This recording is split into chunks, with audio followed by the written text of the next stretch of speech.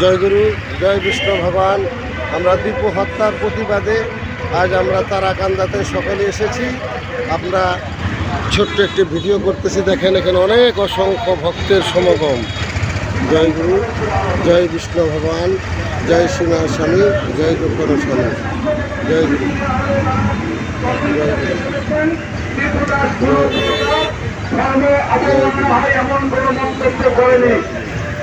শুধুমাত্র চাকরির পদোন্নতিকে কেন্দ্র করে সেই সংস্থার কিছু ব্যক্তি এবং তাদের সঙ্গে সম্পৃক্ত বাইরের কিছু ভারতীয় সন্ত্রাসী যুক্ত হয়ে এই কর্মকাণ্ড করেছে। কিন্তু গত 2 দিন ধরে আমরা সামাজিক যোগাযোগ মাধ্যমে কি দেখতে পাচ্ছি, 2 জন ব্যক্তিকে সামনে আনা হচ্ছে, একজন নারী আর একজন যুবক। তারা বিবৃতি দিচ্ছে যে দীপু দাস নাকি ধর্ম অবমাননা করেছে। অর্থাৎ যখন বিশ্বের প্রত্যেকটি বিবেকবাদী মানুষ, বিশ্বের প্রত্যেকটি মানবতাবাদী মানুষ এই বিষয়টি জানতে পেরেছে দীপু দাস কোন রকম ধর্ম অবমাননামূলক কথা বলেনি, কোন রকম ধর্ম অবমাননা করেনি, কাউকে নিয়ে কটূক্তি করেনি। এখন যখন এই হত্যাকাণ্ডের সঙ্গে জড়িত যারা রয়েছেন তাদের মধ্যে হাতে গোনা মাত্র কয়েকজনকে গ্রেপ্তার করেছে প্রশাসন। যদিও বা এটা লোক দেখানো গ্রেপ্তার, হয়তো বা কিছুদিন পরেই তারা ছাড়া পেয়ে যাবে। তারপরেও এই ঘটনার থেকে ভিন্ন খাতে নেবার জন্য নতুন নতুন নাটক সৃষ্টি করা হচ্ছে। আমরা দেখেছি বর্তমান যারা রাষ্ট্রের দায়িত্ব রয়েছে অন্তর্বর্তীকালীন সরকারের বেশ কয়েকজন উপদেষ্টা, তারা হত্যাকাণ্ডের ঘটনাটাকে ভিন্ন খাতে নেবার চেষ্টা করছে। অত্যন্ত লজ্জাস্কর, অত্যন্ত দুঃখজনক এ ধরনের কর্মকাণ্ড। আপনারা বর্তমানে রাষ্ট্র পরিচালনার দায়িত্বে রয়েছে, খুব বেশিদিন হয়তো আপনার রাষ্ট্রের দায়িত্বে থাকবেন না, এর পরিণত সরকার আসবে, তারপর কিন্তু জনগণের মুখোমুখি আপনাদের হতে হবে, আপনাদের এই সকল কর্মকাণ্ডের জবাব দিতে হবে। বিগত সময়ে আমরা দেখেছিলাম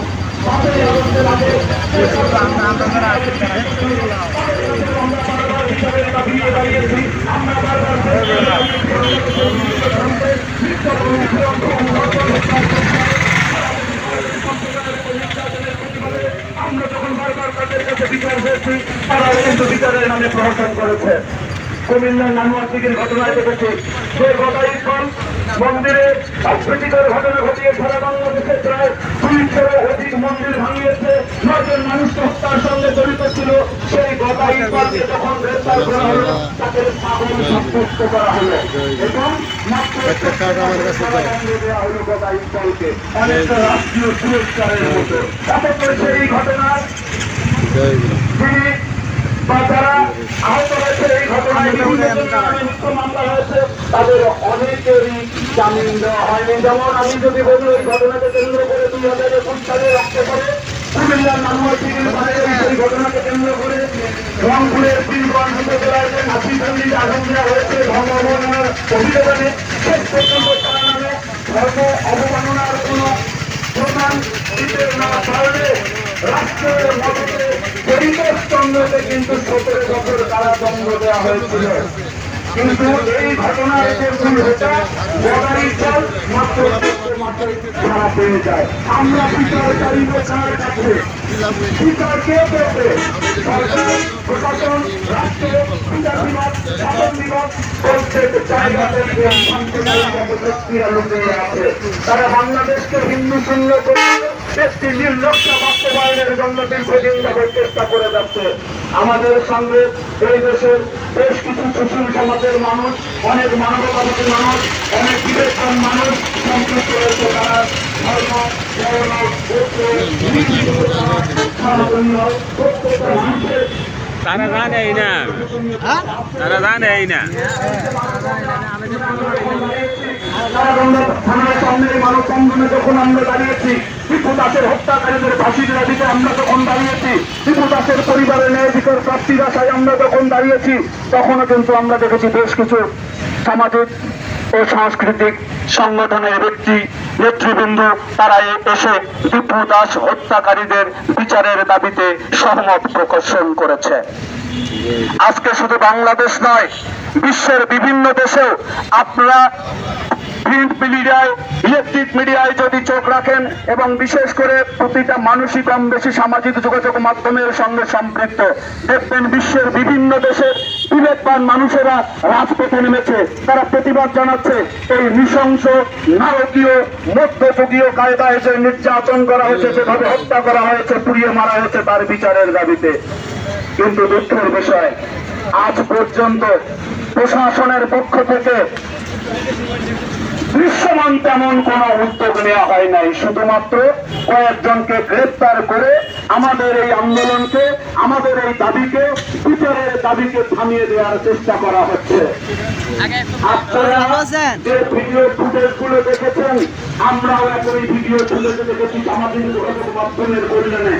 সেদিন ভালুকায় যখন নৃশংসভাবে তাকে ঝুলিয়ে হত্যা করা হয়, তখন কিন্তু শত শত মানুষ ভিডিও করেছে। তারা কেউ তার সাথে গিয়ে দাঁড়ায়নি। আমার কথাটি আমাদের সামনে যখন কোনো অপরাধ সংগঠিত হয়, যখন কোনো হামলা সংগঠিত হয়, অনেকেই আমরা তখন ফেসবুকে লাইভ করবার জন্য, কথা বলবার জন্য, আনার জন্য চেষ্টা করি। কিন্তু আমরা যদি সামনে থাকতে হবে, প্রতিবাদ করি, প্রতিবাদ জানাই, আমাদের কোনো অপরাধীরা ভয় পাবে এবং আইনের ঘটনার যদি প্রতিষ্ঠিত হয়,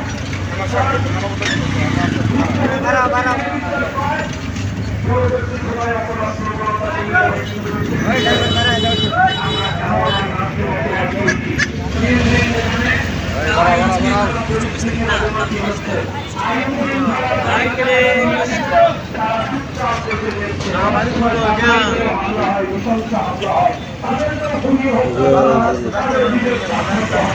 জয় গুরু, জয় গুরু, জয় বিষ্ণু ভগবান, জয় সোনার স্বামী, জয় তুকারাম স্বামী। হ্যাঁ, জয় গুরু, জয় গুরু। আজ তারাকান্দা সেই মানববন্ধন করা হলো দীপু দাসের সেই মৃত্যুতে।